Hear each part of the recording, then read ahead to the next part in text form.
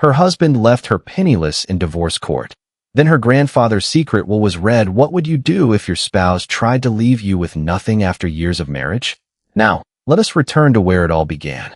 The courtroom did not call Danielle Brooks Waverly poor until her husband's attorney had finished listing everything she was no longer allowed to touch. Rain pressed against the tall windows of the Manhattan courthouse while Danielle sat beside her lawyer at a polished oak table, her hands folded over a thin folder containing 12 years of marriage reduced to account statements, property schedules, and carefully chosen omissions. Across the aisle, Grant Waverly leaned toward his attorney in a charcoal suit, calm enough to look generous. Behind him sat Vanessa Cole, blonde, composed, and wearing the sapphire necklace Danielle had once received from Grant on their 10th anniversary. Vanessa's fingers rested lightly against the stones as though possession had already become proof. The judge adjusted her glasses and looked down at the temporary financial order. Mr. Waverly's counsel contends that the marital residence, corporate holdings, investment accounts, and vehicles are all protected business assets or separate property. Grant's attorney rose. That is correct, Your Honor. Mrs. Waverly has no independent ownership interest in Waverly Holdings and has not earned income during the past 8 years. Danielle heard the word earned and remembered every midnight strategy session, every investor dinner she planned, every crisis she absorbed so Grant could walk into morning meetings rested and certain. None of that appeared in the documents. She has been supported entirely by my client, the attorney continued. We are offering temporary housing for 60 days and a monthly allowance of $3,000 while she transitions. A quiet murmur moved through the public gallery. Grant did not look at her. Danielle's lawyer stood. Mrs. Waverly contributed substantially to the marriage and to the company's early development. Emotionally, perhaps, Grant's attorney replied, but not financially. Vanessa lowered her eyes, hiding the beginning of a smile. The judge turned to Danielle. Mrs. Waverly, do you currently have access to any personal bank account? No, Your Honor. Any residence titled solely in your name? No. Any disclosed stock, trust distribution, or business ownership? Danielle paused. Her grandfather's estate had remained unresolved for nearly 2 years, sealed under instructions she had never fully understood. Nothing that has been distributed to me. Grant finally looked across the aisle. There was satisfaction in his expression, not because she had nothing, but because the room believed it. His attorney placed a final document before the court. We also request that Mrs. Waverly sign a waiver releasing all present and future claims against Waverly Holdings, including any undisclosed, contingent, inherited, or derivative interest. Danielle's lawyer leaned toward her. Do not sign that. Grant rose before the judge could respond. Danielle, this does not need to become ugly. His voice was soft enough to sound reasonable. Take the settlement. Start over quietly. She looked at Vanessa's necklace, then at the man who had once promised that whatever they built would belong to both of them. You removed me from every account before filing, Danielle said. Those accounts fund the company. You canceled my health insurance. Temporary restructuring. You changed the locks on our home. Grant's expression hardened. The house is corporate property. The judge called for order and issued the temporary ruling. Danielle would receive limited support, no access to company funds, no use of the marital residence, and no authority over Waverly Holdings pending further review. To the room, it sounded final. Penniless was never spoken aloud, but everyone understood it. Grant slid the waiver across the table after court adjourned. Sign it now, and I will increase the allowance. Danielle removed her wedding ring and placed it beside the paper. I will sign receipt of the ruling, she said. Nothing else. Vanessa stood behind him. Pride is expensive when you have no money. Danielle gathered her folder and walked from the courtroom without answering. In the marble hallway, an older woman in a navy coat waited beside the elevators, holding a sealed envelope bearing the Brooks family crest. Mrs. Waverly, she said, my name is Evelyn Shaw. I represented your grandfather. Danielle stopped. Evelyn handed her the envelope. His final will contained a private codicil. It could not be opened unless your husband attempted to leave you without financial protection. Danielle looked back toward the courtroom doors. And now, Evelyn's expression remained steady. Now the condition has been satisfied, and Grant Waverly must be present when we read what your grandfather actually owned. The envelope in Danielle's hand weighed less than a courtroom file, yet it carried enough authority to expose every asset Grant had spent years calling his own. She followed Evelyn Shaw into a quiet consultation room at the end of the courthouse corridor, where ray-muted light fell across a narrow table and two leather chairs. Through the frosted glass, Danielle could still hear the distant movement of attorneys and families leaving other hearings. Grant's temporary victory remained only a few doors away. Evelyn placed the sealed envelope between them, but did not open it. "Your grandfather was very specific," she said. "The codicil could be activated only after a court record established that your spouse had denied you access to housing, accounts, business interests, and reasonable financial support." Danielle looked at the Brooks family crest pressed into the wax. He expected this? He feared it. Evelyn opened a second folder containing certified copies of the temporary order. Each condition Grant had requested was highlighted. No access to the marital residence, no corporate funds, no investment authority, no disclosed property, and only 60 days of temporary housing. "Your husband's attorney submitted the evidence himself," Evelyn said. The court order satisfied every requirement. Danielle thought of Grant sliding the waiver toward her with the confidence of a man offering mercy. "Why did my grandfather never tell me?" "Because you would have confronted Grant before the condition became legally undeniable. Your grandfather wanted facts, not suspicion." Evelyn explained that the codicil did not immediately distribute money. It ordered a formal reading before all materially affected parties, including Danielle, Grant, the executor, the lead trustee, and any corporate board whose assets might fall under the estate. Grant had to receive certified notice within 24 hours. The reading would occur in the same courthouse because the inheritance could change the financial disclosures in their divorce. Danielle's pulse remained steady, but her thoughts moved quickly. What assets could affect Waverly Holdings? Evelyn studied her for a moment. "That answer belongs in the reading. You already know. I know enough to understand why Grant's waiver included undisclosed and derivative interests." Danielle looked toward the courtroom doors beyond the glass. Grant had not simply tried to end their marriage. His attorneys had drafted language broad enough to capture something they feared might exist. "Did he know about the will?" she asked. "He knew your grandfather maintained a private trust. He did not know its final structure." Evelyn finally broke the seal and removed a single instruction page, not the codicil itself. The paper carried her grandfather's handwriting beneath the formal legal text. "If Danielle is ever asked to trade her dignity for survival, show her what was protected in her name." The sentence brought back the last winter of his life. Arthur Brooks had been 86, proud, and increasingly quiet.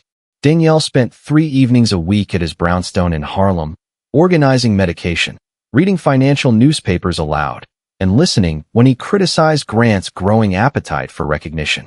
"A man who needs everyone to think he owns the room," her grandfather once said, usually borrowed the keys. Danielle had laughed then. Grant's company had just completed its largest acquisition, and the business press called him a modern industrial visionary. She believed her grandfather was being protective. Now Evelyn opened another folder containing correspondence from 6 years earlier. One letter showed Arthur Brooks approving a private capital infusion into a manufacturing company near collapse. The company name had been removed from the first page, but the amount remained visible, $180 million. "What is this?" Danielle asked. "The beginning of the estate's interest." Evelyn turned to the final page. Grant Waverly's signature appeared beneath the financing terms. He had accepted the money through an investment vehicle called Brooks Legacy Partners. Danielle recognized the transaction. It was the rescue Grant later described publicly as the moment institutional investors finally believed in him. "He told me an outside fund saved the acquisition," she said. "It did." Evelyn's voice stayed calm. "Your grandfather's fund." The room seemed to narrow around the paper. Grant had known the Brooks name was connected to his company, even if he never understood how much control remained behind it. Footsteps approached outside. Grant entered with his attorney and Vanessa close behind, the sapphire necklace still at her throat. "What is this emergency notice?" he demanded. Evelyn stood and placed the certified summons on the table. "Mr. Waverly, tomorrow morning you will attend the reading of Arthur Brooks's final codicil." Grant glanced at the old financing agreement, and for the first time that day, certainty left his face. Evelyn closed the folder before he could reach for it. The court believed Danielle owned nothing, she said. Tomorrow, we will determine whether the company you called yours was ever yours at all. Grant's fear did not begin when he heard the word secret will. It began when he recognized his own signature on the document, proving someone else had financed the empire he claimed to build alone. The consultation room remained still after Evelyn Shaw closed the folder. Rain tapped against the courthouse windows, and the sapphire necklace at Vanessa's throat caught the gray light each time she shifted beside Grant. For several seconds, no one spoke. Then Grant reached for the financing agreement again. This was a minority investment, he said. Evelyn kept one hand on the file. You will have the opportunity to review the full structure tomorrow. I already reviewed it 6 years ago. Then you should remember. The ownership terms. Grant's attorney stepped forward. My client was informed that Brooks Legacy Partners was a passive institutional fund. Evelyn looked at him calmly. Your client signed documents granting that fund protective voting rights, conversion privileges, and authority over any undisclosed transfer of company assets. Danielle watched Grant's expression tighten. He was not surprised that her grandfather had invested. He was surprised that the paperwork had survived his version of history. Arthur told me he wanted to support the company, Grant said. He never said Danielle had any claim. The will determines what Danielle inherits, Evelyn replied. Not what you assumed. Vanessa touched the necklace at her collarbone. This sounds like an estate issue, not a divorce issue. Danielle turned toward her. Then why are you here? Vanessa's hand dropped. Grant's attorney answered before she could. Ms. Cole is part of Mr. Waverly's communications team. She was sitting behind him while his lawyer called me financially dependent, Danielle said. And she is wearing my jewelry. Grant looked at Vanessa, irritation flickering beneath his composure. This is not helping. The alliance between them shifted slightly, not enough to break, but enough for Danielle to see that Vanessa's confidence depended on Grant remaining certain. Evelyn placed the certified summons before him. The reading begins at 9 tomorrow morning. The court has ordered preservation of all corporate records, trust correspondence, and ownership schedules connected to Brooks Legacy Partners. Grant's attorney frowned. You obtained an order already? Your client's waiver request created urgency. It attempted to extinguish Danielle's rights in undisclosed inherited assets before the estate could be reviewed. Grant looked toward Danielle. You knew about this. I knew my grandfather had a will. You knew he invested in my company. I knew an outside fund rescued the acquisition. You never told me it was his. Because it was business. Business you use today to argue I contributed nothing.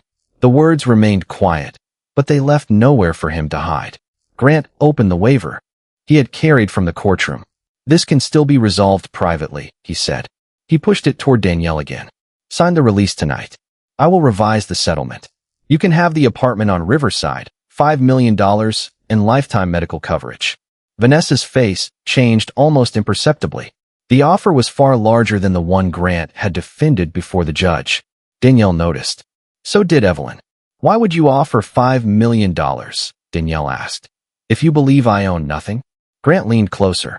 Because litigation destroys value. Whose value? Everyone's. That means yours. He lowered his voice. Your grandfather would not want his estate dragged through a public fight. Danielle looked at the waiver. Its language covered inherited, derivative, contingent, and undisclosed interests. Grant had known enough to fear exactly what Evelyn carried. Did you draft this before filing for divorce? She asked. He did not answer. His attorney did. The waiver was standard. Evelyn opened a scanned correspondence log and placed one page beside it. 3 weeks earlier, Grant's legal team had requested a private valuation of Brooks Legacy Partners. The inquiry specifically asked whether any dormant voting rights could pass to Danielle upon Arthur Brooks's death. Grant stared at the page. Vanessa turned toward him. You told me the Brooks trust was irrelevant. It was supposed to be. Danielle removed her wedding ring from her pocket and set it beside the unsigned waiver. The small circle of gold made almost no sound against the table. You did not leave me penniless because you thought I had nothing, she said. You tried to leave me penniless because you were afraid of what I might inherit. Evelyn gathered the documents and handed Grant the final notice. Attached was a preliminary asset schedule for the reading. Most entries remained sealed, but one line was visible. Waverly Holdings, controlling interest subject to testamentary transfer. Grant read it twice. Then Evelyn looked directly at Danielle. Tomorrow, your grandfather's will determine who owns 67% of the company your husband just told the court was entirely his. The number 67 changed the room more completely than any judge's ruling, because Grant finally understood that the wife he had called dependent might inherit the power to remove him from his own office. He stood beside the consultation table with the preliminary asset schedule in his hand, reading the same line as if repetition might reduce its meaning. Waverly Holdings, controlling interest subject to testamentary transfer. Vanessa remained near the door, the sapphire necklace bright against her cream blouse.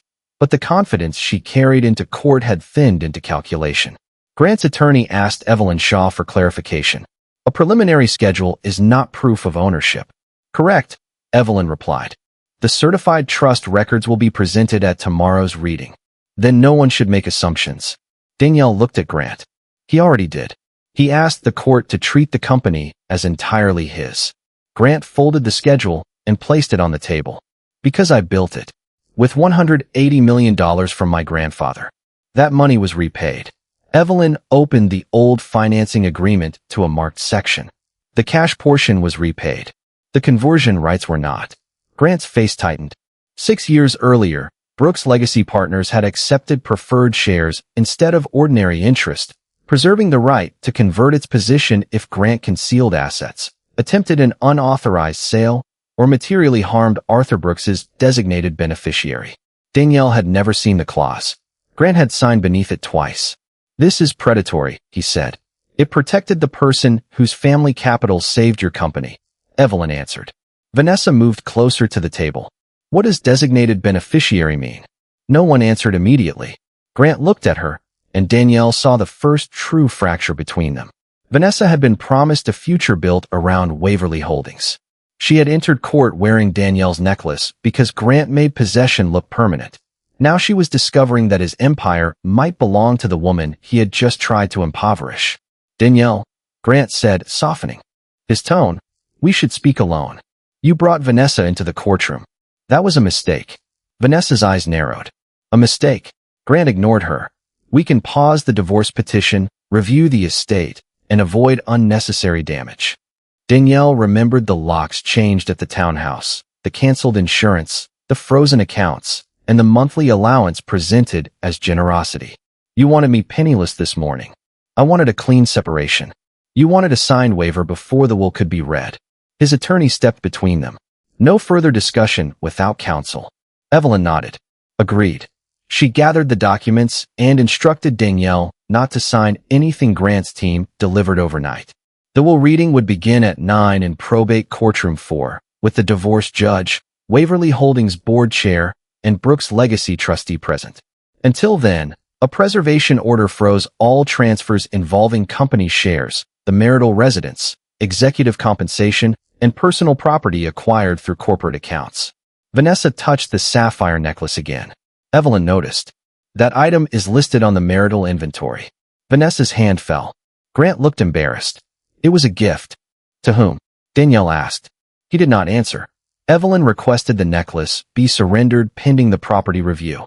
Vanessa unclasped it slowly and placed it beside Danielle's wedding ring. The stones that had looked like victory in court now rested between legal documents as disputed property. Vanessa turned toward Grant. You told me the divorce was settled. It was supposed to be. You told me the company could not be touched. I did not know the trust still held conversion rights. Danielle watched them without satisfaction. Their certainty had depended on her ignorance, and now neither knew what remained once the will opened. Grant's phone began ringing. The chairman of Waverly Holdings had received the preservation order and wanted an explanation before the markets opened. A second call followed from the company's lender. A third came from the board's general counsel. Grant silenced them all. What exactly happens if the trust converts? He asked Evelyn. She closed the final folder. The voting shares transfer according to Arthur Brooks's will. And if Danielle is the beneficiary? Evelyn looked at him steadily. Then the woman you told the court had no financial value becomes the controlling owner of Waverly Holdings the moment the codicil is read. The night before the will was read, Grant did not call Danielle to apologize. He called because the accounts he had frozen against her were suddenly frozen against him. Danielle was sitting in a modest hotel room overlooking a rain-darkened avenue when his name appeared on her phone. Evelyn Shaw had arranged the room after the court barred Danielle from the townhouse Grant still called corporate property. Her suitcase stood unopened near the window. On the desk lay the temporary ruling, the unsigned waiver, and a copy of the preservation order that had stopped every transfer connected to Waverly Holdings. She let the phone ring twice before answering. "What happened?" she asked. Grant's voice carried none of the calm he had displayed in court. "The board suspended my ability to move shares until the estate issue is resolved. That is what preservation means. Our lender also froze the acquisition account." "Your lender?" "Danielle, this affects thousands of employees." She closed her eyes briefly. He had learned long ago that responsibility was the easiest language to use when he wanted her to surrender. "It affected no one when you cancel my health insurance. That was temporary. So is the preservation order." Silence followed. Then Grant lowered his voice. "Withdraw your objection to the settlement." "I never filed one. Tell Evelyn the company is separate from the estate." "I cannot tell her something neither of us knows is true." Across town, Grant stood inside his penthouse study, surrounded by legal folders and unanswered messages. Vanessa sat near the fireplace wearing a borrowed robe, the sapphire necklace gone from her throat. The absence of the jewelry made the room feel different. She listened as Grant offered Danielle $10 million, then 15, then the Riverside apartment with no conditions beyond signing. The waiver before morning. Each offer exposed more fear than generosity. "Why tonight?" Danielle asked. "Because tomorrow's reading will create confusion." "For whom?" He exhaled. "Your grandfather invested in my company. That does not mean he owned it." "Then you have nothing to fear." Grant said nothing.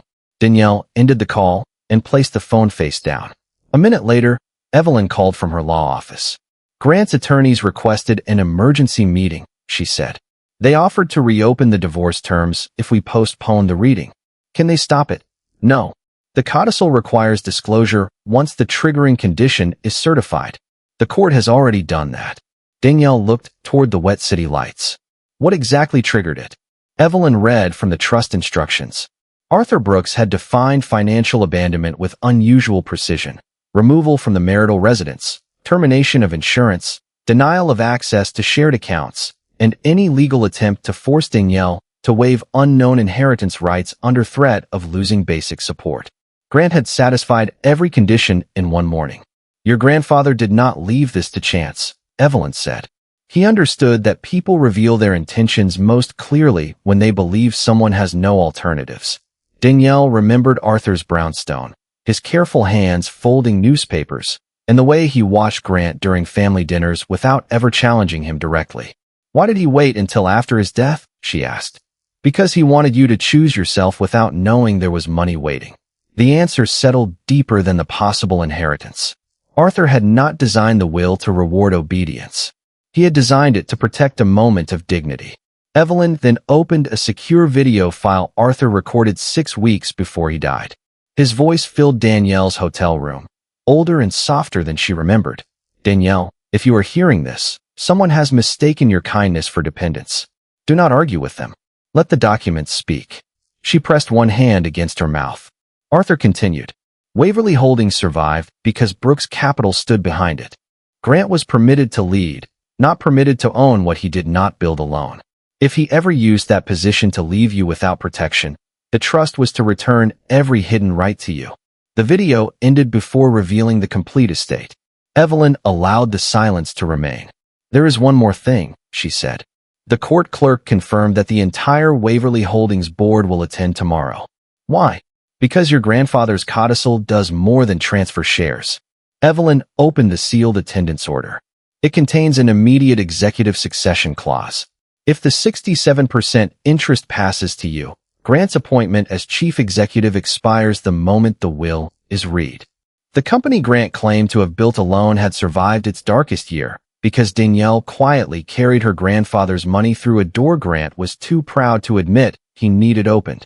9 years earlier, Waverly Holdings occupied only 4 floors of a glass building in Midtown, and its name had not yet appeared on magazine covers or gala invitations. Grant was brilliant, persuasive, and restless, but the expansion that was supposed to make him powerful nearly destroyed everything. He acquired a failing manufacturing group in Ohio based on projections that collapsed within weeks. Orders disappeared, creditors demanded payment, and more than 600 employees faced losing their jobs before Christmas. Grant stopped sleeping. He carried legal files to bed, took calls in the shower, and stared through dinner as if numbers were moving across the walls. Danielle had recently left her position as a corporate strategist because Grant said the company needed one of them focused on investors, travel, and the social obligations that made powerful people feel understood. She accepted the sacrifice as temporary. She organized meetings, rewrote presentations, and sat beside him through nights when he admitted the company had less than 12 days of operating cash. "No bank will touch us," he said one morning in their apartment kitchen. "If the acquisition fails, Waverly Holdings goes with it." Danielle asked what would save the company. Grant named a number. He could barely say without shame. $180 million. That afternoon, Danielle visited Arthur Brooks at his Harlem brownstone. Her grandfather listened without interrupting while she explained the debt, the employees, and Grant's refusal to ask her family for help. Arthur poured tea into 2 porcelain cups and looked at her for a long time. "Does he want the company saved?" he asked. "Or does he want to be seen saving it?" Danielle defended her husband. "He wants to protect the people who trusted him." Arthur nodded slowly. "Then we will protect them. But we will not hand him power without memory." Brooks Legacy Partners issued the rescue capital through a layered investment structure. The agreement preserved conversion rights, board protections, and a controlling option if Grant ever concealed ownership, endangered Danielle, or attempted to separate her from the company's value. Danielle reviewed every page with Evelyn Shaw. She understood that Arthur was not giving Grant a gift. He was building a shield around her future. Yet when Grant asked who had approved the funding, she said only that a private institutional partner believed in the restructuring plan. Relief transformed him. He held her in the kitchen and whispered that he had finally proven himself. Danielle let him believe it because she loved the way hope returned to his face. The rescue worked. Payroll continued. Creditors accepted new terms. The Ohio plants recovered, and Waverly Holdings doubled in value within 3 years. Grant gave interviews about surviving through discipline and instinct. At awards dinners, he thanked bankers, advisors, and the people who never stopped believing. Danielle sat at his table while photographers captured her applauding. Her name never appeared in the story. At first, she told herself that marriage did not require public accounting. Then the omissions became deliberate. Grant began describing her as someone who preferred domestic life. Vanessa, newly hired in communications, removed Danielle's role from company histories and replaced references to Brooks Legacy Partners with vague language about private credit. Danielle once found an early investor presentation listing her as strategic co-founder. In the revised version, her name had vanished. When she asked Grant why, he kissed her forehead and said investors preferred a simpler narrative. Back in the hotel room, Evelyn played the second half of Arthur's recorded message. "Danielle," his voice said, "I watched you give that man capital, judgment, and silence. The first 2 helped him build. The third taught him to forget who stood beside him." Danielle looked down at the old financing agreement spread across the desk. Her grandfather continued, "If Grant ever uses the history you protected to claim you contributed nothing, the trust must restore the record before it restores the wealth." The video ended. Evelyn then opened a sealed archive recovered from Brooks Legacy Partners. It contained every early strategy memo Danielle had written, every capital request she approved, and every board decision Grant later presented as his own. At the bottom lay a notarized founder acknowledgement signed by Grant 9 years earlier. In it, he identified Danielle as the essential architect of the rescue and agreed that any later denial of her contribution would trigger immediate conversion of the trust shares. Grant had not merely forgotten the truth. He had signed a document guaranteeing that the moment he erased Danielle from Waverly Holdings, ownership would begin returning to her. Arthur Brooks had never hidden the inheritance because he doubted Danielle. He hid it because he needed to know whether Grant loved her when he believed there was nothing left to gain. At 8:45 the next morning, probate courtroom 4 filled with people who had never expected a family will to threaten the leadership of a public company. The divorce judge sat beside the probate judge at an elevated bench. Waverly Holdings board occupied the first 2 rows, their phones silenced and their expressions guarded. Grant entered with 3 attorneys and the same polished composure he wore before investors, though the preservation order had kept him awake through the night. Vanessa followed several steps behind in a navy dress, no longer wearing Danielle's necklace and no longer sitting close enough to suggest certainty. Danielle arrived with Evelyn Shaw carrying only a slim leather folder. She wore a cream suit her grandfather once said made her look like someone who understood the difference between being noticed and being respected. Grant glanced at her, then toward the sealed wooden box placed on the clerk's table. Before the codicil is read, the probate judge said, "The court will confirm that its triggering condition has been satisfied." Evelyn stood and presented the temporary divorce order. Each item was read into the record: removal from the marital residence, termination of insurance, denial of bank access, suspension of transportation privileges, and the demand that Danielle waive all present and future inherited interests in exchange for limited support. Grant's attorney objected. These were standard temporary measures during a contested divorce. Evelyn opened Arthur's trust instructions. Mr. Brooks anticipated that explanation. She read the definition he had written years earlier. Financial abandonment shall include any legal arrangement designed to make Danielle's basic security dependent upon surrendering rights she has not yet been permitted to examine. The courtroom remained still. Grant leaned toward his attorney. Vanessa looked at him as if she had never heard the settlement described so plainly. "The condition is established," the probate judge ruled. Evelyn approached the sealed box and removed Arthur's original codicil, a stack of cream pages bound with a black ribbon. Before reading the distribution, she played the final portion of his recorded statement. Arthur appeared on the courtroom screen seated in his library, his silver hair neatly combed and his voice weakened by illness but not uncertainty. "Danielle," he said, "you spent your life protecting people from embarrassment. That is a kindness. But kindness without boundaries becomes permission." Danielle's throat tightened.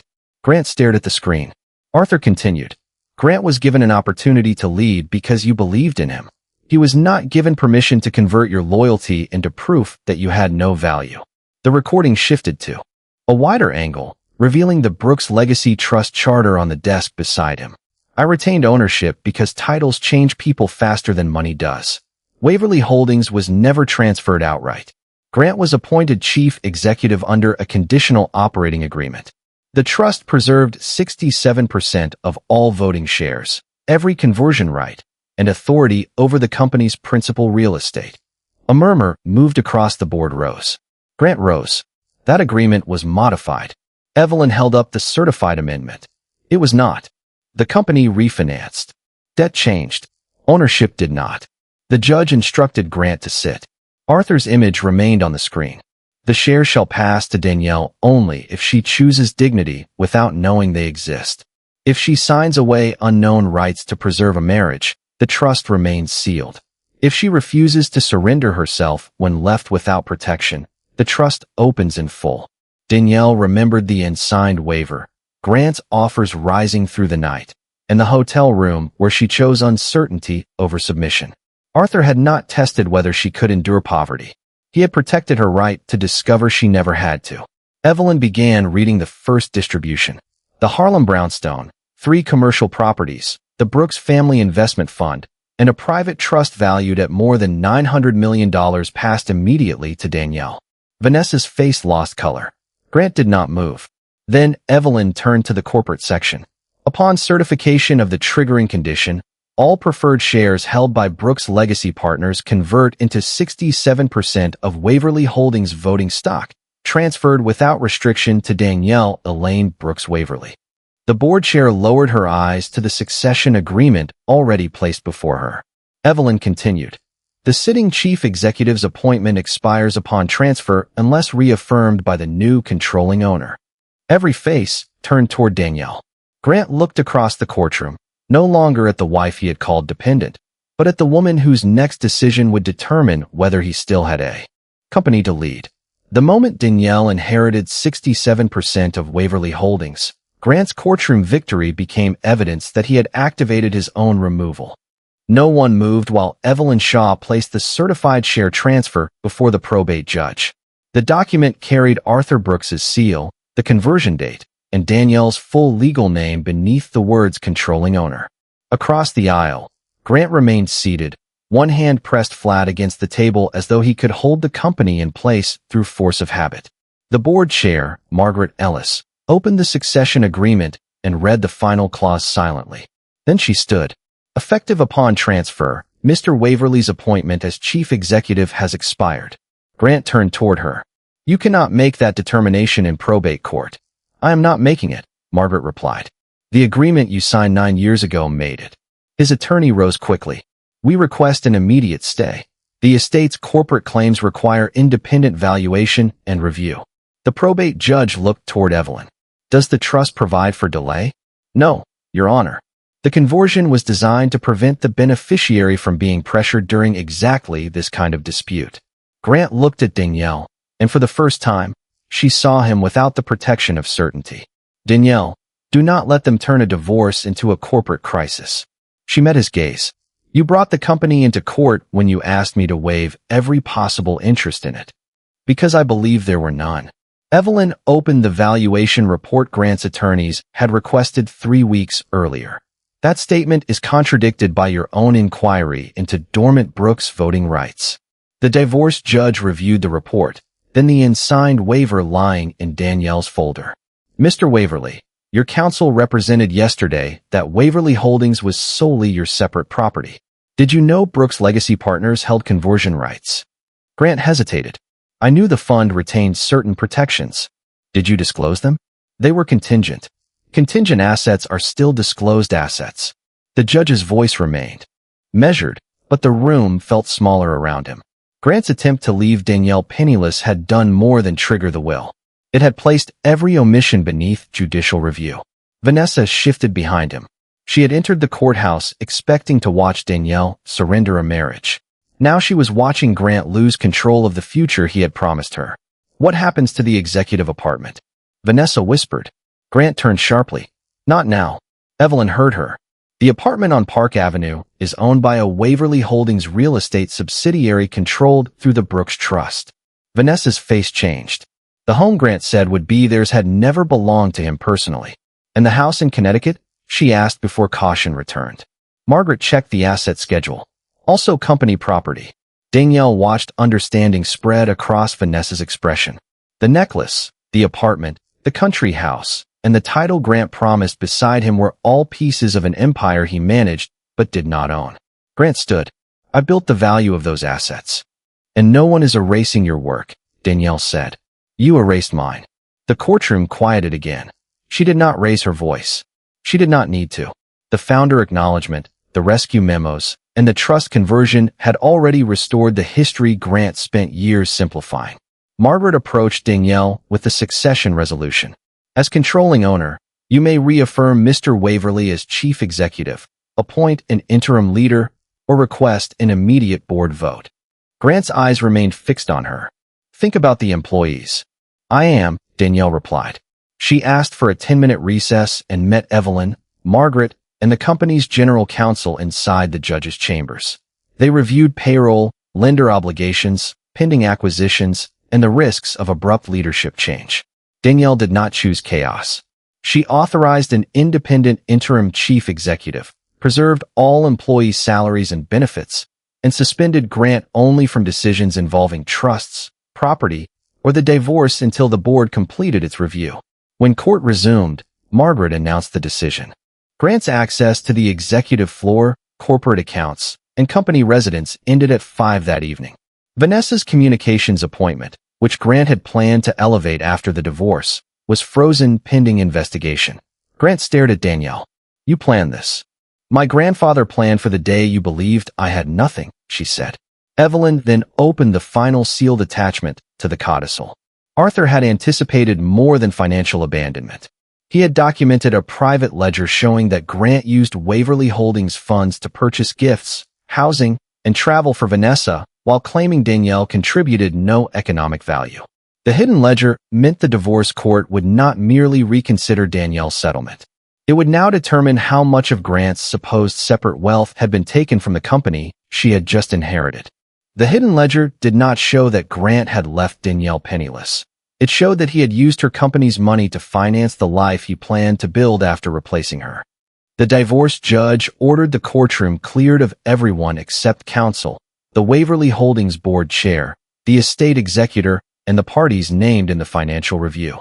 Vanessa remained only because her name appeared beside 47 transactions in Arthur Brooks's private ledger. Evelyn Shaw placed the first page beneath the document camera.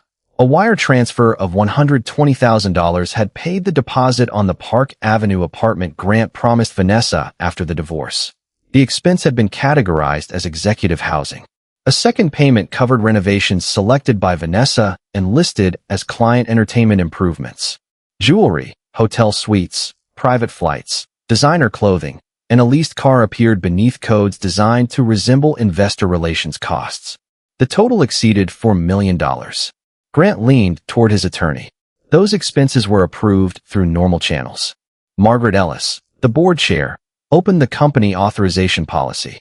Executive expenses above $25,000 required audit committee approval. None of these transactions received it. Vanessa stared at the apartment invoice. You told me you purchased it personally. Grant did not look at her. The company held the property for tax reasons. You said it would transfer to me after the divorce. That was the plan. Using company money? The question escaped before she could soften it. Danielle watched the future Grant had promised Vanessa reduce itself to entries in a ledger. The necklace she wore in court had been charged to a Waverly Holdings client retention account. Their weekend in Napa appeared as a manufacturing site inspection. A 5-night stay in Paris was filed beneath European restructuring. Every private indulgence had been disguised as work, while Danielle's lack of salary was presented as proof that she contributed nothing. The divorce judge turned toward Grant. Yesterday, your counsel argued that Mrs. Waverly had no claim to corporate assets because the company was separate from the marriage. Today, the records show you used those same assets for personal purposes. Grant's attorney rose. The classifications may have been administrative errors. Evelyn opened the supporting emails. Vanessa had instructed accounting to use neutral descriptions because, in her words, Danielle reviews foundation reports and asks too many questions. The message was dated 8 months earlier. Vanessa's face lost its remaining color. I did not know those accounts belonged to the Brooks Trust. Danielle looked at her calmly. You knew they did not belong to you. Grant turned toward Vanessa. Stop answering. You told me Danielle had no authority. Not now. Their voices revealed what affection had concealed. He had used Vanessa to create distance from Danielle. Vanessa had used Grant to enter an empire she believed he owned. Now each feared the other's testimony more than the end of their relationship. Margaret presented an emergency board resolution freezing Grant's deferred compensation, personal reimbursements, and property privileges until the company recovered all unauthorized expenditures. The resolution also terminated Vanessa's communications role for misclassification of corporate expenses and participation in the false ownership narrative. You cannot fire me in divorce court, Vanessa said. Margaret's voice remained even. The board voted 20 minutes ago. I am informing you here because your access ends immediately. Vanessa looked at Grant, waiting for him to defend the position he had promised her. He remained silent. Danielle felt no pleasure in the moment. Only clarity. Grant had not made Vanessa powerful. He had made her dependent on access he never possessed. The judge then reopened the temporary financial order. Danielle's health insurance, residence rights, transportation access, and personal accounts were restored pending final settlement. The waiver Grant tried to force upon her was entered into evidence as a possible attempt to conceal inherited and corporate interests. Mrs. Waverly will not be treated as financially dependent upon the party who withheld access to assets now under her control, the judge said. Grant's courtroom victory disappeared line by line. Evelyn turned to the ledger's final section. One payment was larger than all the others. $12 million transferred into a private trust created for Vanessa 3 days before the divorce filing. Grant claimed the money came from his separate wealth. The bank trail showed otherwise. It had been withdrawn from the same Brooks-backed reserve that rescued Waverly Holdings 9 years earlier. Danielle studied the trust document and found a condition Grant never disclosed. The money would become Vanessa's only after Danielle signed away every inherited claim.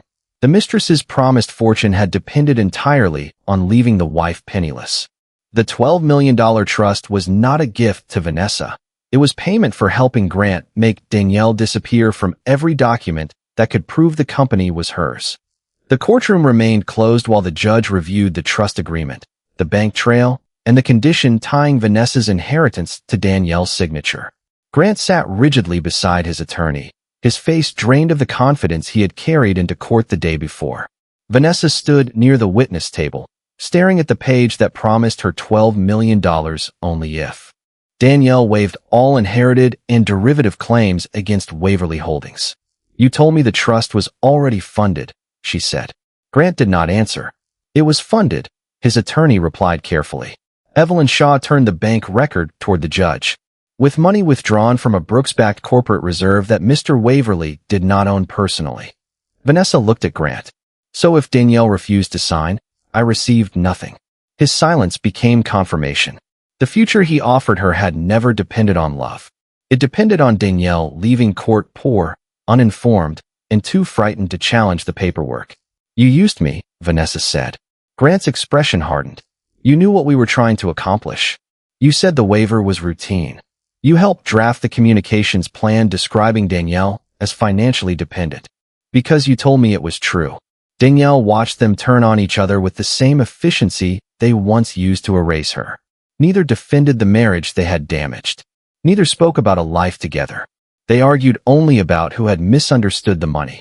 The divorce judge lifted the trust agreement. "Mr. Waverly, did you create this arrangement to encourage Ms. Cole's cooperation in obtaining Mrs. Waverly's waiver?" Grant's attorney objected, but the judge overruled him. Grant looked toward Danielle as though her reaction still mattered. "I wanted a clean separation," he said. "You wanted control before the will could be read," Danielle replied. "You locked me out of my home, canceled my insurance, froze every account, and offered Vanessa company money if I surrendered rights you knew might exist." The room fell quiet. She did not sound wounded. She sounded exact. Margaret Ellis, chair of the Waverly Holdings Board, presented an emergency resolution recovering the $12 million, voiding the trust, and referring every disguised payment for independent review. The board also voted to extend Grant's suspension to all executive functions. "Effective immediately," Margaret said, "Mr. Waverly may not enter company offices, direct employees, access financial systems, or represent Waverly Holdings publicly." Grant rose. "You are dismantling the company over a divorce." Danielle looked at him. "The company is being protected from the man who treated it like a private wallet." Vanessa's attorney requested separate counsel and offered full cooperation in exchange for limiting her financial liability. Grant turned toward her. "You would testify against me? You promised me a fortune that belonged to your wife's family. You knew Danielle was being removed. I believed she had no ownership." Danielle finally met Vanessa's eyes. "That belief never made taking from me acceptable." Vanessa looked away. The judge then vacated the temporary order that had left Danielle without housing or financial access. The Park Avenue apartment, Connecticut house, corporate vehicles, and all personal accounts funded through Waverly Holdings were placed under Danielle's controlling authority, pending final division. Grant's proposed allowance was struck from the record.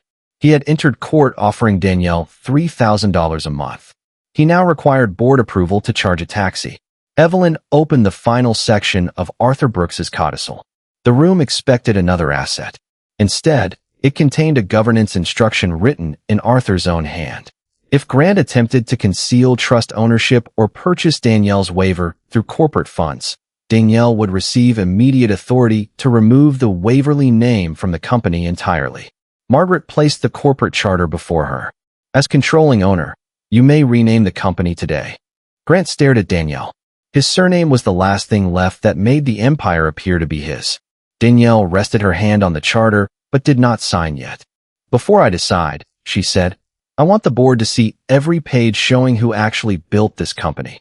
Evelyn opened the sealed archive, revealing that Arthur had preserved Danielle's original rescue plan, strategic memos, and founder designation. The next hearing would not merely decide whether Grant kept his name on the building. It would restore Danielle's name to the history he had spent 9 years erasing.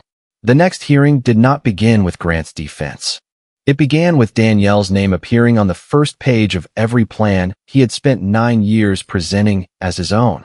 The sealed archive lay open beneath the courtroom's document camera while the board of Waverly Holdings watched from the front rows.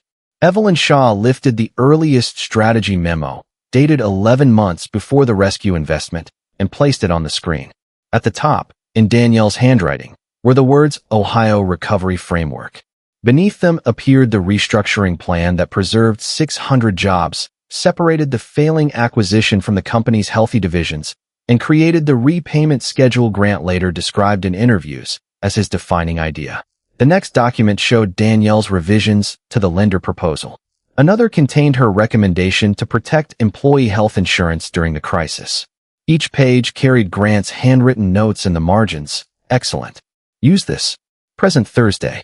The public story of the self-made founder began to fracture without anyone raising a voice. Margaret Ellis, the board chair, turned toward Grant. Did Mrs. Waverly prepare these documents? Grant sat beside his attorney with his hands folded tightly. She assisted during the restructuring. Assisted? Evelyn displayed a founder acknowledgement signed by Grant and notarized 9 years earlier. It identified Danielle as strategic co-founder, architect of the Brooks financing, and primary author of the recovery plan. The agreement required her contribution to be preserved in all official corporate histories. Why was this designation removed? Margaret asked. Grant's attorney answered. The company simplified its branding after expansion. Danielle looked toward Vanessa, who sat with separate counsel near the aisle. As communications director, Vanessa had approved the revised history that described Danielle only as Grant's spouse. Who ordered the change? The judge asked. Vanessa's attorney whispered to her before she responded. Mr. Waverly requested a founder narrative centered on one executive. Grant turned toward her. You recommended it. You approved every draft. The familiar collapse began again. Their partnership had depended on shared secrecy. Under oath, secrecy became liability. Evelyn presented emails in which Grant instructed Vanessa to remove Brooks' legacy partners from investor materials because the family connection made him appear dependent. In another message, he wrote that Danielle's role should remain private until the marriage was strategically resolved. The date was 6 months before the divorce filing. Danielle read the words from her seat without changing expression. Grant had not erased her in anger. He had erased her in preparation. The judge reviewed the documents and amended the divorce record to recognize Danielle's direct economic and strategic contribution to Waverly Holdings. The temporary finding that she had earned no income or business interest was withdrawn. Grant's attorney objected, but the founder acknowledgement, trust conversion, and preserved memos left little room for argument. Margaret then called an emergency corporate vote. The board restored Danielle's title as co-founder, recognized her as controlling chair, and removed Grant's name from all materials identifying him as sole founder. The resolution passed 8-1. Grant's former allies avoided his eyes. Danielle did not ask for his name to disappear from the company entirely. He did work here, she said. The record should not erase him the way he erased me. Her restraint unsettled Grant more than revenge would have. She was not taking his history. She was refusing to let him own hers. The court then addressed the corporate name. Margaret placed 3 options before Danielle: retain Waverly Holdings, adopt Brooks Waverly Group, or restore the original investment entity's name, Brooks Legacy Industries. Grant looked across the aisle. The Waverly name has market value. Danielle studied the charter. So did the trust behind it. She chose Brooks Legacy Industries, effective after a 90-day transition protecting employees, lenders, and customers. The decision did not destroy the company. It corrected the story beneath it. Outside the courtroom, news alerts began appearing on phones across Manhattan. Waverly Holdings would be renamed, Grant remained suspended, and Danielle Brooks Waverly had been recognized as controlling owner and co-founder. Vanessa's promised executive promotion vanished with the old structure. Before the hearing adjourned, Evelyn opened Arthur's final confidential instruction. It stated that once Danielle's name was restored, she could transfer up to 30% of the controlling shares into an employee trust without losing protective authority. Danielle read the clause and looked toward the board. Her grandfather had not preserved the company, so she could become another solitary ruler. He had preserved it so the people Grant once used as evidence of his greatness could finally own part of what they built. The company Grant tried to strip from Danielle became the first thing she chose to share, proving that ownership meant more to her as protection than it ever had to him as power. 2 weeks after the court restored her name and converted the trust shares, Danielle entered the headquarters, now preparing to become Brooks Legacy Industries. The brass letters outside still read Waverly Holdings, but workers had already begun measuring the stone facade for the new name. Inside the main conference room, 30 employees sat beside board members, plant supervisors, engineers, accountants, and legal counsel. Some had worked through the Ohio crisis 9 years earlier. Others had joined after Grant's public image became larger than the company itself. None had known that Danielle wrote the recovery plan that kept their jobs alive. She stood at the head of the table wearing a deep green suit, Arthur Brooks's fountain pen resting beside the employee trust documents. Margaret Ellis opened the meeting by reviewing the transfer. 30% of the voting shares would move into a permanent employee ownership trust. Workers would elect 3 board representatives, receive annual profit distributions, and hold protected voting rights over plant closures, mass layoffs, and the sale of core assets. Danielle would retain enough control to prevent another executive from dismantling the company for personal gain. Why give up that much authority now? One director asked. Danielle looked through the glass wall toward employees gathered beyond the conference room. Because my grandfather did not preserve this company, so one person could own everyone else's future. She signed a transfer. Applause began softly, then filled the room. It was not the polished applause Grant once collected at award dinners. It came from people who finally understood that the wealth beneath the company would no longer depend on one executive's private choices. Across town, Grant sat in a smaller legal office reviewing the final divorce settlement. The court had rejected his claim that Danielle deserved only temporary support.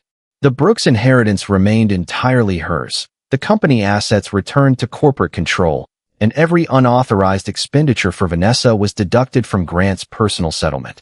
He retained only property purchased independently of Brooks Capital and a limited retirement account approved before the investigation. His attorneys advised him not to fight further. Every appeal risked exposing more of the financial record he had spent years hiding. Vanessa's agreement was even narrower. She surrendered the Park Avenue apartment, repaid the jewelry and travel expenses assigned to her, and signed a statement admitting she had helped remove Danielle from company histories without verifying ownership. The $12 million trust disappeared before she received a single payment. She left New York soon after, no longer wearing the necklace that had made her look victorious in court. Danielle did not ask where she went. Consequence did not require surveillance. At the company, the board approved a second initiative using recovered funds from Grant's unauthorized spending. Danielle created the Arthur Brooks Financial Justice Center, providing legal representation, emergency housing, and financial education for spouses who had been locked out of accounts, homes, insurance, or businesses during divorce. The first office opened inside the Harlem brownstone Arthur left her. His library became a consultation room. His dining table became a place where women could spread out statements, contracts, and court orders without fear. On opening morning, Danielle placed the unsigned waiver Grant once pushed across the courtroom inside a glass display beside Arthur's handwritten instruction, "Let the document speak." Grant requested one final meeting before signing the divorce decree. Danielle agreed to meet him in the boardroom where his portrait had already been removed. He entered without a title, assistant, or access badge. "You gave employees part of the company," he said. "I protected the people who built it. You could have kept everything. That was never the point." He looked at the new Brooks Legacy Industries charter. Was any of it ever mine? Danielle considered the question. Your work was yours. Your choices were yours. The ownership was never what you claimed. He lowered his eyes. And the marriage? You ended that before the courtroom. Grant signed the decree. Before leaving, he paused near the door. Your grandfather knew this would happen. Danielle touched Arthur's pen beside the employee trust. He knew what you might do if you believed I had no power. Then Evelyn entered carrying the final probate certification. Arthur's estate had discovered one last account Grant never knew existed. A separate inheritance reserved entirely for Danielle's future, released only after she used the company's shares to protect someone beyond herself. By transferring ownership to the employees and funding the Justice Center, she had satisfied the final condition. The woman Grant tried to leave penniless had not only inherited the company he thought was his. She had unlocked the part of her grandfather's legacy no one could receive through greed. The inheritance Grant feared was not the company, the houses, or the money. It was the proof that Danielle could lose everything he controlled and still become more powerful than he had ever been. 6 months after the divorce was finalized, Brooks Legacy Industries held its first annual meeting under the Employee Ownership Trust. The event took place at the restored Ohio manufacturing plant Danielle had once saved with Arthur's money and her own strategy. The old warehouse had been renovated without erasing its history. Steel beams remained visible above the assembly floor, and photographs of workers from the company's earliest years lined the entrance instead of portraits of executives.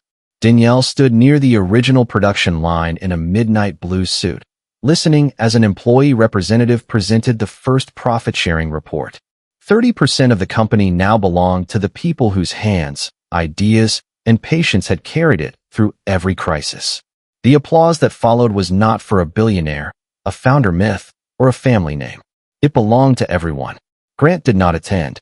After signing the decree, he moved into a rented apartment in Connecticut and accepted a consulting position with a smaller investment firm that required him to work without a private driver, executive residence, or communications team.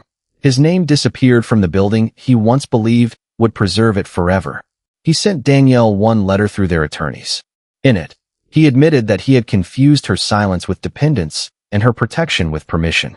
He wrote that being called self-made had become more important to him than remembering who helped him survive. Danielle read the letter once, then placed it inside the closed divorce file.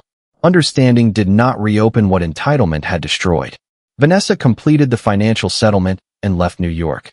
The apartment, jewelry, and private trust she expected were returned to the company or dissolved.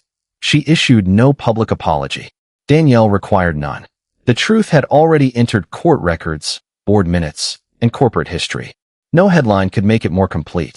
At the Arthur Brooks Financial Justice Center, the Harlem brownstone filled each week with women carrying folders that looked like the one Danielle once held in court. Some had been removed from homes. Others discovered hidden debt, canceled insurance, or businesses titled entirely in a spouse's name. They sat at Arthur's old dining table with attorneys, accountants, and counselors who helped them understand that being denied access did not mean having no rights. Danielle often arrived before opening, walking through the library where her grandfather recorded the message that changed her life. She kept his fountain pen on the desk beside the unsigned waiver Grant had tried to make her sign. The final inheritance Arthur reserved for her had been released after the Employee Trust and Justice Center were established.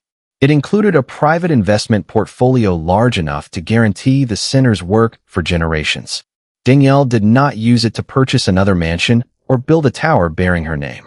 She created emergency funds, childcare grants, and legal fellowships for women facing financial abandonment and divorce. On the first anniversary of Arthur's death, Danielle visited his grave alone. Autumn leaves moved across the grass, and the city sounded distant beyond the cemetery walls. She placed a small copy of the new company charter beside the stone. "You knew I would refuse the waiver," she said softly. In the quiet, she remembered his final condition. He had not wanted to know whether wealth would make her generous. He wanted to know whether she would remain herself before she knew wealth was coming. Later that evening, Grant waited outside the Justice Center. He did not ask to enter. Through the windows, he could see women gathered around the long table beneath Arthur's portrait.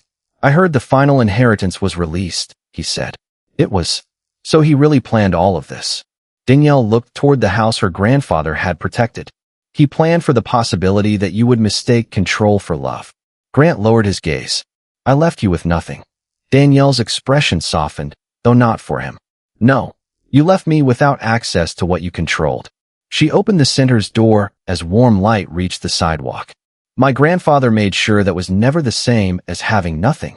Grant looked at the women inside, then at the building, the company report in Danielle's hand, and the life continuing without his permission. Before she stepped inside, Danielle turned once more. "You did not leave me penniless," she said. "You only proved my grandfather was right to keep the truth from you." Then the door closed gently behind her, and every part of the legacy Grant tried to claim remained in the hands of the woman he had underestimated.